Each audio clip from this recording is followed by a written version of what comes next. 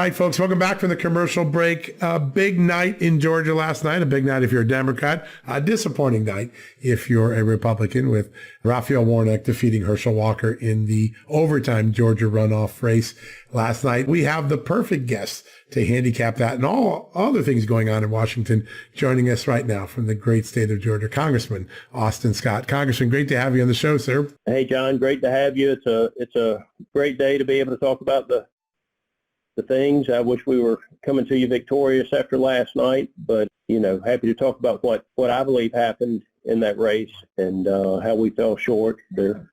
You have such a good feel for the state of Georgia and also the state of the Republican Party. What's your diagnosis? How does Herschel Walker lose this race? Well, two things happened, and three really that I see. One is, the Republican Party refused to identify for the state of Georgia and the voters in Georgia who Raphael Warnock was from a legislative standpoint. So if you look at the way the Republican Governors Association actually identified Stacey as the liberal that she is, we did not see that from the senatorial committee. They did not call him out for the language that he had written that excluded, white farm families from provisions of the COVID relief package or the Inflation Reduction Act, as they said it. I think it was in one of them, and it was actually his language that he wrote where, whatever you owed the USDA, they were going to give you 120% of it, and it was literally for every race unless you were white. And the refusal of the Senate Republicans to identify those types of things as the language that Raphael Warnock had literally written and put into legislation. When it came to Stacey Abrams, the governors were willing to identify that she was that type of liberal activist, and Senate Republicans would not run the ads on Raphael Warnock, and we didn't even need to make anything up. We just need to tell the truth about what he was doing and how liberal he was. Who makes that decision? Who becomes risk averse like that and doesn't want to tell that part of the story? I don't know. I don't know if it's the campaign people or the senators themselves, but it's a problem for us back home, and it hurt us in this election. If we had handled the Abrams election the same way, Kemp would not have won by the margin he did. And so, Abrams was identified for her being a liberal. And Raphael Warnock got to run away with pretending that he was a moderate because the D.C. establishment Republicans wouldn't call him out for what he was doing up here. You take that and then you couple it with the hundreds of millions of dollars that were spent in attack ads against Herschel Walker, and all of a sudden they've made the race about things Herschel acknowledged in his book, where he had some challenges that candidly a lot of famous people have with what was maybe an identity crisis back many years ago. Herschel was honest about how he overcame it, and they attacked him on it, and instead of making the race about what it should have been about policy, it became about what Herschel had written in his book. And then when you couple that, and this is the thing that baffles me, you've got a Republican lieutenant governor named Jeff Duncan, who candidly should get the Man of the Year award from Planned Parenthood. He comes out and says, well, I waited an hour, but I just couldn't bring myself to vote for Herschel, who's pro-life, versus Raphael Warnock, who supports late-term abortion. And so instead of casting a vote for Herschel before he ran to CNN to promote his book, he ran straight to CNN to promote his book. And if you watch the CNN count last night, you literally had a Republican Lieutenant Governor, Jeff Duncan, up there continuing to tarnish our candidate. Pretty remarkable, isn't it? Yeah, you look at people like Jeff Duncan tarnishing our candidate. Then you look at the amount of money that was spent, in ads that were false about Herschel Walker, and you look at the Republicans' refusal to call Warnock out for the legislation that he's writing, and they won But look how slim the margin is, John. I mean, Raphael Warnock was gloating yesterday morning, say, "Oh, we feel like we've got this thing, but we can't rest yet." I mean, they thought they were going to win 55-45. Yeah. And I mean, it just It was much closer. Yeah, I mean, the National Republican Party, the senatorial committee, they didn't do their job for Herschel. It's like they gave up on him. Yeah, it's pretty remarkable. There's a lesson to learn, I think, even if you take this up one now from the Georgia Senate runoff. Will Republicans have the courage to run against Joe Biden the way they need to in 2024, or to run against Democrats in general in 2024? Are those lessons learned, or is there still some concern that maybe the Republicans don't understand what resonates nationally with the voting audience? Oh, I think that the majority of Republicans understand that we have to have a candidate that just comes out and tells the truth. Now, what we, then the question becomes, okay, you're talking about, Trump, DeSantis, Pompeo. Those are three solid conservatives that just call it like it is, versus, some of these other governors that are moderates. I do not think the Republican Party will select a moderate. I think that, where the party is right now, the majority of Republicans appreciate Donald Trump's policies, but prefer somebody that doesn't have, if you will, the sharp tone that he has. And so that leaves you with a couple of selections. DeSantis, Pompeo are the two that come to mind.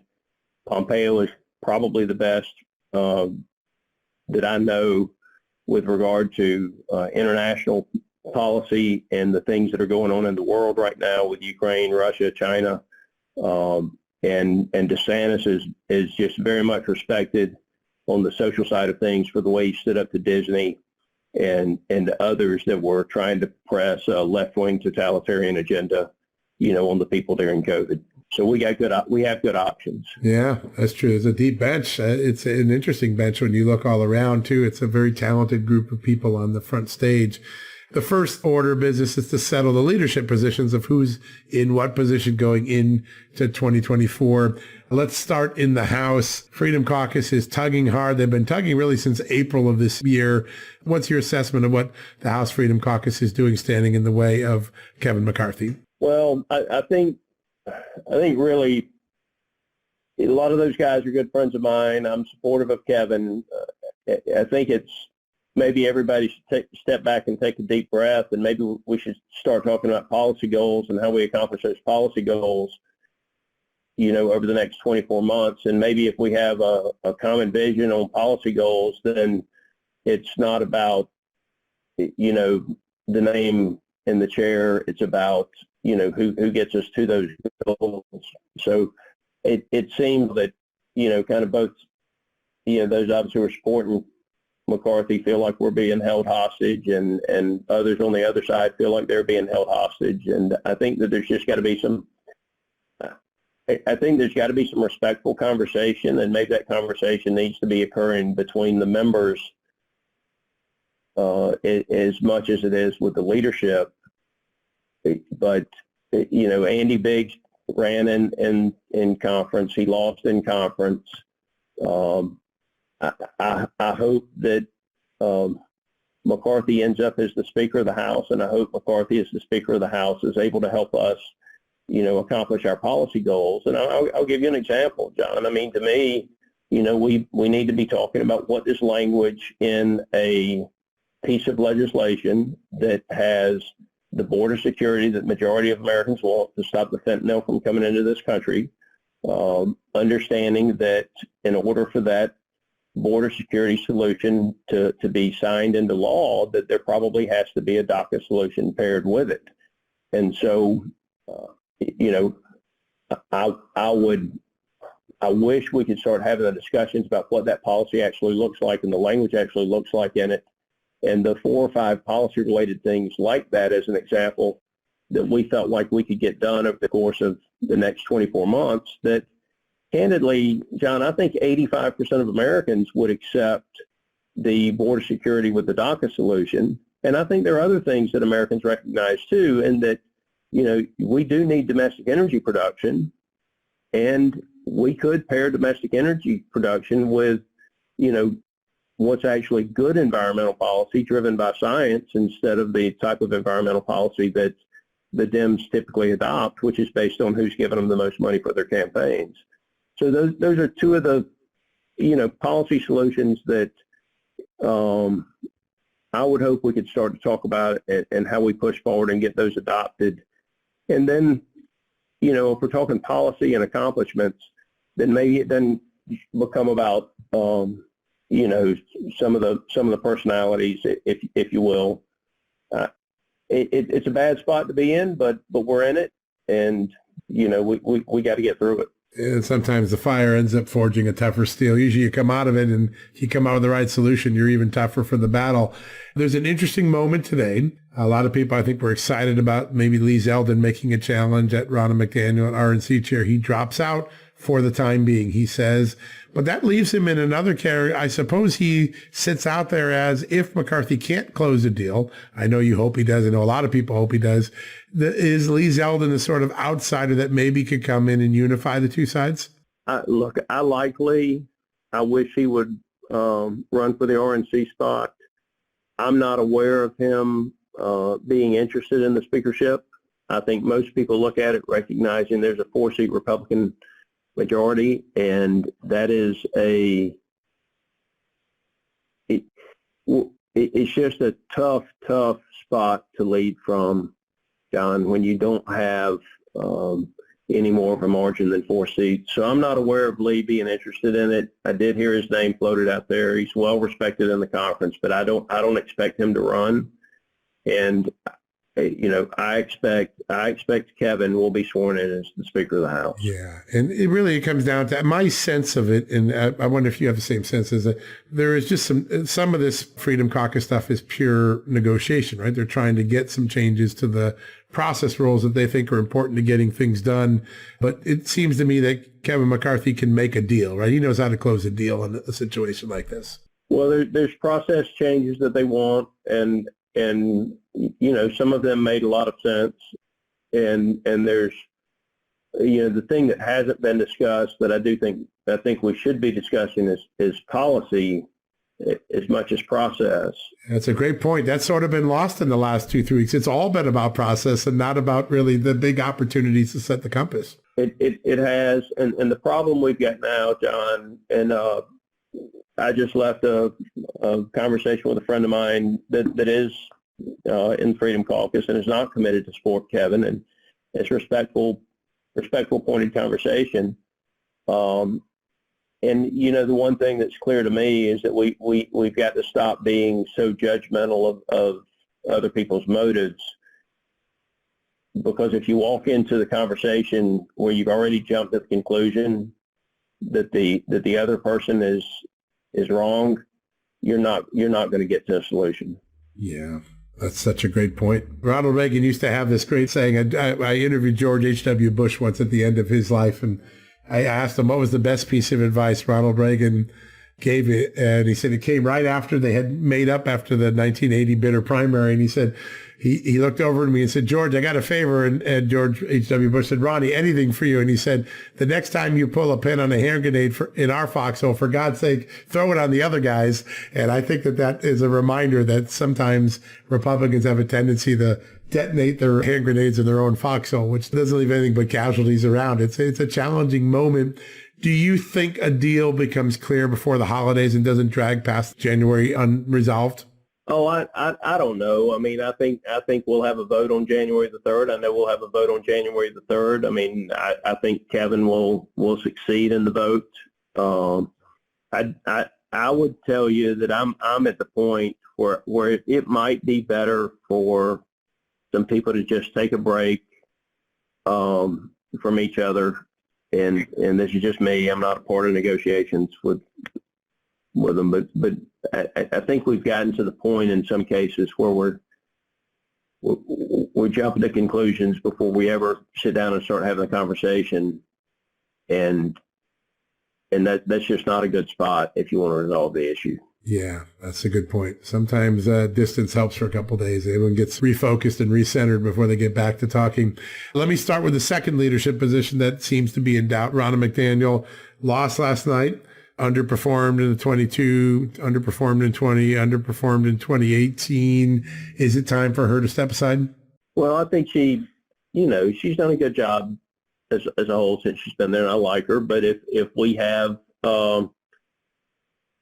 they're going to have to beat her. They're going to have to give us a vision that we believe, pushes us forward with large majorities, and large majorities not because we are, caving to the whims of the left and social media, but because the majority of Americans agree, with our positions. And so we have to raise money. That's a big part of it.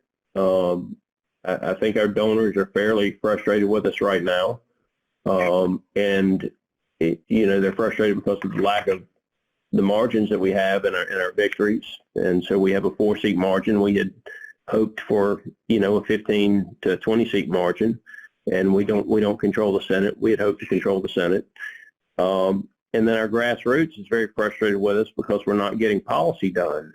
And so it may be time for a different leader, but it can't just be for the sake of having a different leader. I mean, I'm going to listen to anybody who makes their presentation, including Ronna, and see what their vision is for how we push forward, both from, a policy standpoint and winning elections. And by the way, as Republicans, we agree that, good policy is good politics. Yeah, that's true. In fact, the Republicans are always strongest when they lead with their policies and their ideas. I mean, history has shown that going back to Reagan and the '94 revolution. And I guess that goes back to the first conversation, which is maybe the caucus should focus a little bit more on what policies they want to achieve so they don't get too far off track. You always have been a voice warning about what's been going on in the agriculture industry. And I think a lot of people are catching up to where you were 6 or 7 months ago. But there was a sort of a stunning revelation. It didn't get a lot of attention, but it really caught my attention. NASA put out a report based on its satellite monitoring that Russia reaped, is the word they use, $1 billion of wheat from the occupied regions of Ukraine. There is a lot of geopolitical food war going on behind the military war in this region. Tell us a little bit of why that's concerning. Well, I mean, if you think about what you have to simply make it through today and into tomorrow, and I'm talking about physically, I'm not talking about wants, I'm talking about needs, I'm talking about what we have to have, food is certainly at the top of that list. And so when you have different areas of the world that are starving, it's a human tragedy. That human tragedy leads to political unrest, and political unrest leads to whether it be a coup in areas or a militant shutdown by the government in other areas. It leads to significant challenges for the world. And so if you think about what's happening in America, it's hurting us in our pocketbooks. It's hurting our economy because of how much money we're spending to feed our families instead of on other things that we want to do. I, by the way, am very concerned that we're not going to get control over that inflation because of bad energy policy. And if I can expand on that for just a second, John, a lot of fertilizer companies that manufacture in Europe are telling me that they're not manufacturing right now because of the cost of energy in Europe. And at the same time, because of the rules of building anything inside the United States, it's going to take 5 years to build, for example, nitrogen plants to come online inside the United States. So, that puts us in a very bad position, right? Because if we're used to having yields of, let's call it, 1,000 pounds per acre, and we don't have the fertilizer, so it cuts us back to 700 pounds per acre. That's a 30% reduction in yields or food supply. And so it's not just that Ukraine is not able to grow their crops and get their crops on the market, it is also that I think we're going to see significant reductions in yields globally because of the lack of inputs that we have. We're still going to have food in America. We're going to pay more for that food in America because the food is going to migrate to the area where it brings the highest price. But there are going to be other parts of the world that are going to be literally starving, John. And this is probably the global challenge of the next 24 months. It is, isn't it? Yeah. And it's not on a lot of people's front radar. It has been for you. I mean, you have talked about seeing this coming down the pike, being on the horizon. It's getting closer. There's a big moment in Congress that I know you've been in a leadership role on, and that is examining the next House Farm Bill and what happens there. How important is that? And you had a really interesting statement yesterday that really caught my attention. In order to support our farmers, we need to ensure that funds authorized for production agriculture stay in production agriculture. A lot of worry that there's some diversion of important aid, right? That's right. That's right. And so our farmers need crop insurance that helps them mitigate their risk. And I just want to make sure that what we authorize for production agriculture, which benefits every American out there, actually stays in production agriculture. And what I worry about is the Biden administration and Bill Sack and Democrats using those funds authorized for agriculture and shifting them to energy-related, energy and environmental-related, pet projects that they have. And so we need to make sure that doesn't happen. There's very little respect from this administration for the rule of law. If it can find a way around the intent, they will. And so we're just going to have to make sure that the language is absolute in the legislation, that these funds cannot be used for energy and environmental policies that did not exist prior to 2020 would be an example of the way you might write the language. But we'll get there, John. We'll figure it out with our lawyers and how we put the guardrails up so that the Biden administration is not able to take the money out of production agriculture. The one thing they continue to do, John, is when they say, well, look, this farmer got, this much money. Well, most of the time they're showing disaster payments and other things in those payments. The majority of the subsidies that people think of as subsidies have gone away over the course of time, direct payments, if you will. And so, they play games, and they're dangerous games, John. It is, because they do a good job of demagoguing, and then the public doesn't really understand the dynamic of what's at stake in these battles. You played a big role in the 2018 Farm Bill. There was a lot of improvements to SNAP. I know you put a lot of effort into getting SNAP right, the food stamp program. There's some concern about the nutritional value of some of the things SNAP has been buying, candy bars over good food, things like that. Is SNAP one of those issues that will get looked at closely? It is, and I'm not sure where the committee will land on this, but I certainly think, John, if we want to talk about nutrition, it makes a whole lot more sense for somebody to be able to walk in and buy a rotisserie chicken, some green beans, and some mashed potatoes than candy bars, and high sugar drinks. I think there's pretty broad agreement that, that we should make some of those hot foods available.